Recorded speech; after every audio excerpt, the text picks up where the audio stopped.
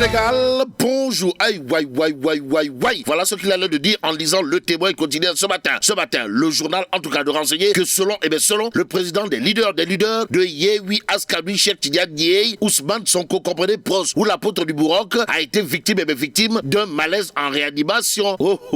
Semble tenter de dire que retenir d'autres autour de cette actualité livrée par le président des leaders de Yewwi Askan Wi, Cheikh Tidiane Dièye en l'occurrence, sinon ce que renseigne Le Témoin quotidien, à savoir, malgré son état de santé critique, le leader de Pastef les Patriotes exige d'être ramené à la prison de Sébikotane. C'est ce que soutient son avocat maître Clédor Cirelli. Bon, pour ceux qui relèvent d'un autre combat, il y a l'affaire des fiches de parrainage de Pros. Comprenez, l'apôtre du Bourroc. Et là, les avocats de Ousmane Sonko saisissent la Sénat, informe Le Témoin quotidien ce matin. Ce matin, le journal qui livre cette information, c'est 24 heures quotidien. En tout cas, requête aux fins d'injonction de délivrance de fiches de parrainage. Ousmane Sonko toc à la porte de la Sénat. Voilà le titre qui barre la une de 24 heures quotidien. Et pendant ce temps, le quotidien Tribune semble renseigner que Ndeketeyo, Gumsebop, c'est comme qui dirait une coalition hégémonique de chez hégémonique. De quoi s'agit-il encore? Le journal du groupe des médias de parler de collecte de parrainage, histoire de nous livrer Gumsebop mobilise 2700 facilitateurs dans 555 communes. Qui dit mieux? C'est l'interrogation qui s'imposerait d'après Tribune quotidien ce matin. Le journal du groupe des médias, en tout cas de noter, présent dans 555 communes du pays. Le maillage territorial de Gumsebop reste un atout considérable et même nos souffre aucun doute. Même si le doute est permis, il conviendrait de retenir désormais que le mouvement dirigé de maître par Bougane Gueye Dany a pris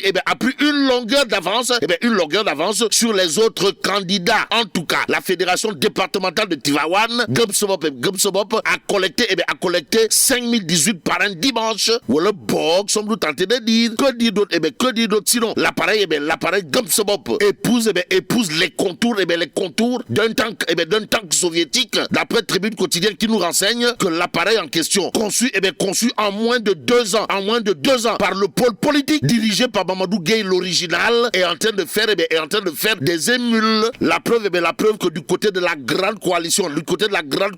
Gumsebop, Tcharan Fakhé, c'est l'As quotidien qui sans contour du détour d'afficher plus de 2700 facilitateurs de parrainage. Voilà, Itin Bokul Savine ou encore Khayoum 404 Bokul ak Goltoum Avion. Ainsi, Bougane Gueye réussit ce que beaucoup de coalitions politiques n'ont pas encore réussi. Comprenez le maillage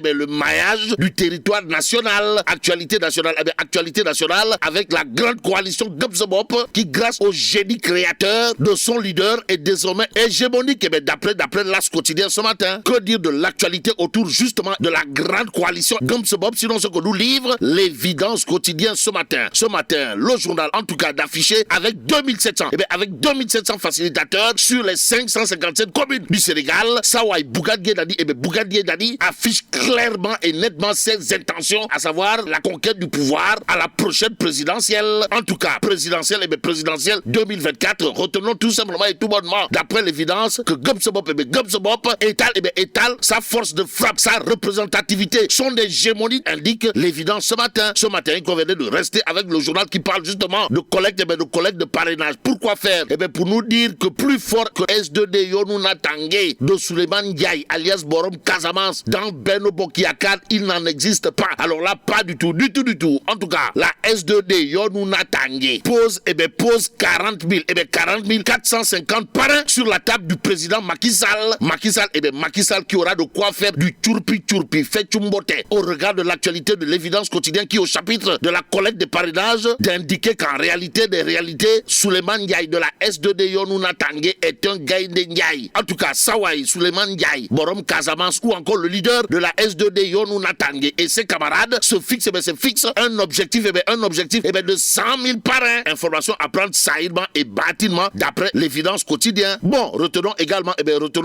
Tribune quotidien qu'à 4 mois de l'élection présidentielle, Ibra Sekendanan ou l'étoile montante, pour ne pas dire l'étoile filante, le Bidiou Boufak de la mouvance présidentielle du côté de Grand Yoff, invite les leaders à s'unir autour de l'essentiel pour la continuité. Et pour Ibra Sekendanan, leader politique de Benno Bokk Yakaar dans la commune de Grand Yoff, La continuité, c'est Amadou Ba, et c'est Amadou Ba, nous livre Tribune Quotidien ce matin. Le quotidien Yor Yor pour sa part de nous renseigner, que celui qui semble assis sur des braises, pour ne pas dire assis sur un volcan en ébullition dans cette histoire, c'est le candidat de Benno Bokk Yakaar. En tout cas, Yor Yor Quotidien au chapitre de la pré-campagne électorale mouvementée au nord du Sénégal d'indiquer Amadou Ba accueil impopulaire de chez impopulaire à Dagana. Incident émaillé de coups de feu à Sakal et réquisitoire de feu de la famille Mam Mbaye de Louga. Détoile. Waouh. En tout cas, source A pour sa part de retenir une douche froide aux allures de douche écossaise pour Amadou Ba. Ainsi, il conviendrait de prendre le point actu. Le journal de révéler Amadou Ba face à un saut d'obstacle. En tout cas, Sawai Ba Amadou, c'est comme qui dirait un premier ministre coincé dans la flambée du prix de l'électricité. Aussi, l'électricité, un mauvais souvenir pour Diouf et Vade. Rappelle le point actu. L'actualité de l'exclusif quotidien porte également sur la présidentielle de 2024. Et là, retenons tout simplement et tout bonnement ce qu'il y a de retenir, à savoir Abdoulaye Sy, Borom Nyariba, c'est-à-dire banlieue, à foutre, travaille à élire le candidat Amadou Ba. En d'autres termes, le candidat de Abdoulaye Sy. D'après l'exclusif quotidien, c'est Amadou Ba. Restons avec l'exclusif qui parle de l'affaire des 21 hectares du village de Mbey. Grand rassemblement populaire avant de révéler Bambilor sans dessus-dessous. Le maire dans le collimateur. Détoile. Waouh. Cependant, celui qui semble intransigeant de ces intransigeants. Cependant, celui qui semble intransigeant de chez intransigeants autour justement la réouverture du campus de l'UCAD, tout en tenant compte des événements du mois de juin dernier. Si on en croit l'info quotidien, c'est monsieur le directeur du COUD. Bon, réouverture du campus de l'UCAD, le conseil d'administration du COUD fixe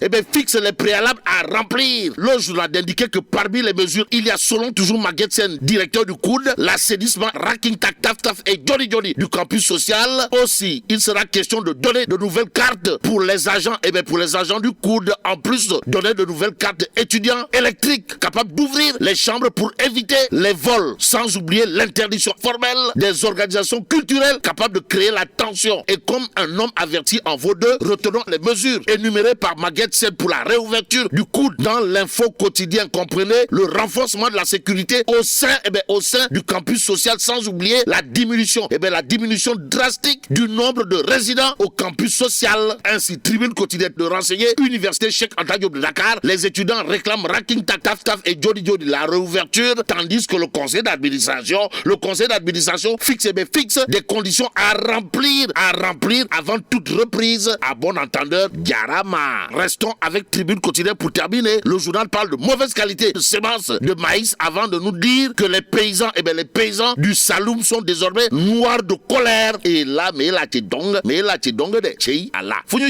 Bon, que Dieu préserve le Sénégal. Dikkatina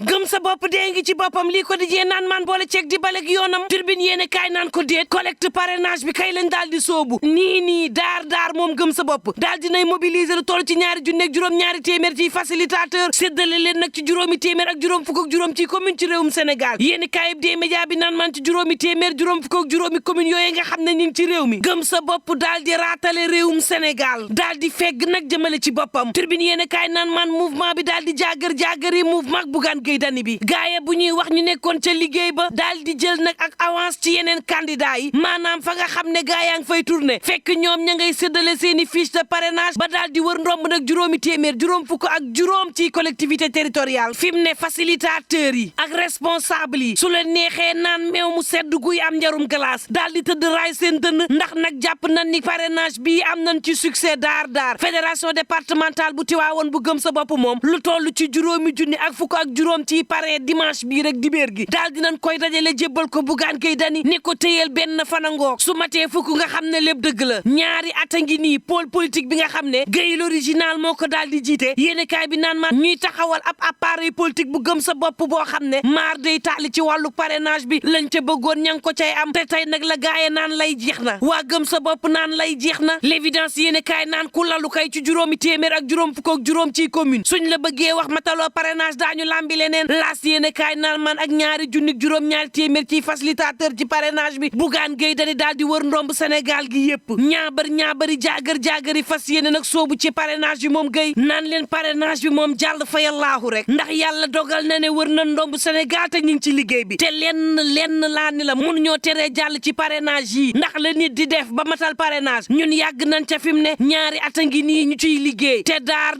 gi tappaleeg lay moo fi ne de bugaan naan ilaa pale rek turbine yéene kaay naan kon waaye l'opposition bi yéen ndax la leen war def ngeen ko fi mu ne yéen a ngi wax wàllu parrainage waaye la ëpp solo ci l'opposition bi tey jii mooy am ndam ci élection présidentielle yi waaye opposition bu Sénégal ma ne la ndax mën nañ ñaabari wutim ndam opposition boo xam ne ma ne la l'essentiel ci boppam soobu wunti ndax nag Sénat fichier ba ak lépp loo xam ni appareil d'état la ñoom ci boppam ñooy tëggum élection taxawal ay élection ci mim réew te kon lu neex état ma ne la mooy am ci mim réew l'opposition ba nag la mu war a wax soobu ca lool la ñu daal di koy bàyyi soobu ci leneen turbine naan leen ay yàlla baax na yor mel ni ku naan kon Amadou Ba bu dee mooy seen adversaire de opposition bi bu leen yeboo nelaw ba yandoor ndax daanaka Amadou mi waa partem sax mënu leen dajale bay dajale Sénégal yor naan man campagne am bi moom ni mu doore ci boppam te xam nga dañoo jàpp tànk ay adversaire am bàyyi Amadou mu jiitu te course ba waaye taxu koo yegg de xoolal la mu am ca Dagana ay fitna ak i bal yu tàkk daal di am ca Sàkkal l'observateur naan kon ko soqi woon ñaari sox yi ca Sàkkal day daal di nañ koy yóbbu ca gendarmerie njabootu maam Cheikh Mbaye yor ne ma dañoo waas Amadou Ba ba mar day taali sursoir naan kon kaay fii maa mën maa ëpp doole njabootu maam Cheikh Mbaye ci boppam dañu ne Amadou Ba kaay toog fii ñu yedd la moom porte parole ba Serigne Ibrahima Mbaye naan Amadou Ba Sénégal métti na njëkki cher goo xam ne fi mu ne góorgóorlu bu ne la dafay nelaw fii ci Sénégal góor bu ni la mi ngi nelaw ba yandoor day wax lu ko neex la jàmp kay ci réewum Sénégal moom moo di ngeen jàppale góorgóorlu mi nga xam ne sonn na toqi na tàyyi na te xam nga Sénégal gii bu fi yaakaar juddu woon suñu ndaw yii jàpp ne buñ fi toogee daañu tekki xam nga ne duñ jaayanteeg seen bakkan di dem barsa wala barzaq ga ba fay faatu seeni way jur yi leen jur di leen teggil natt di leen faatuloo njabootu maam Cheikh Mbaye naan leen Sénégal gii ñu nekk nga xam ne paaka ñaari boor moo fi amee justice su kumba am nday nga xam ne loo def moo ji doo tëdd kaso ak justice su kumba amul nday mi nga xam ne dañuy dal ci kaw gor ñi ña nga xam ne amuñu bàjjen ci réew mi laay wax yéene kaay bi naan man bañ ko waxee day daanaka Amadou mënatul jóg fa mu toog turbine yéene kaay naan kon beneen yóbbante ci Amadou Ba mu xam ne na nag ma ni la ña koy woteel boo moytul baykat yi duñ ci bokk ndax baykat yi nga xam ne ñoo nekk ca Saalum naqar la ñu nekkee fi mu ne ndax nag jiw mboq biñ leen jox te mu bon lool lin am ren ji ci mbay mi mu bon mësuñu koo am ban tàmbalee bay ak tey léegi nee ñu lu toll ci 2 junni ci hectare daal dinañ koy bay te dara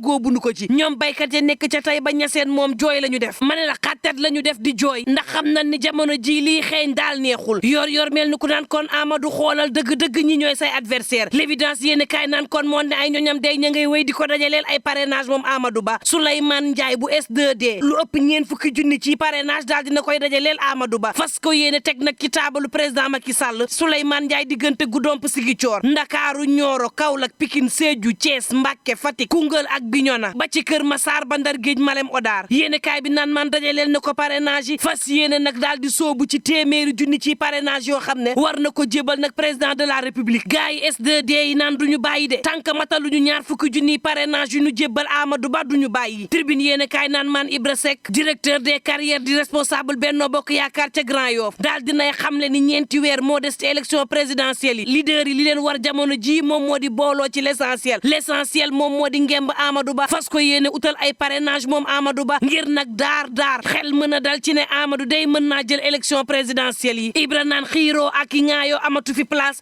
bi dëgg ngir élection présidentielle yu jaar yoon day mooy daal di booloo daal di ŋànk candidat bii di Amadou Ba yor naan kon Amadou Ba day na xam ne bu ko réew mi yëpp ŋànkoo nit Sénégal li muy dund jamono ji moo koy xattar bi ba biir weex daal di teg ci suuf voix du sud naan maan ak jafe-jafey Ousmane